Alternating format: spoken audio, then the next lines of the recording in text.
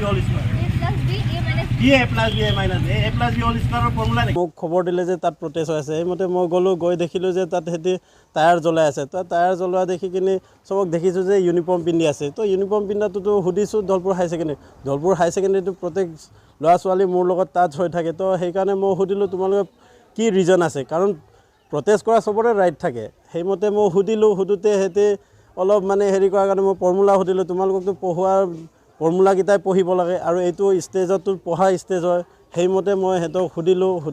সুধিব লগাটো সেইটোৱে হ'ল যে মানুহকেইটা কাৰণ ৰাইট থাকিলে মানুহৰ প্ৰটেষ্ট কৰিব লাগে কিন্তু এটা ষ্টুডেণ্টটো হৈছে এটা লাৰ্ণিং প্ৰচেছত থাকে লাৰ্ণিং প্ৰচেছত থকা সময়ত মানুহে প্ৰটেষ্ট কৰিলে মানুহৰ মেণ্টেলিটিটো অলপ প্ৰব্লেম হৈ যায় মই ভাবোঁ যে মানুহে সদায় পঢ়া থকা সময়ত কনচেনট্ৰেশ্যনটো বৰাবৰেই লাগে মানুহৰ পঢ়াৰ প্ৰতি ধ্যান দিবই লাগে মানুহৰ প্ৰটেষ্ট কৰিলে মাইণ্ডটো ডিষ্ট্ৰেক্ট কৰিব নালাগে ডাইভাৰ্ট হ'ব নালাগে সেই প্ৰতি মই মানুহকেইটা এনে মানে এটা হেতক এডুকেশ্যন মানে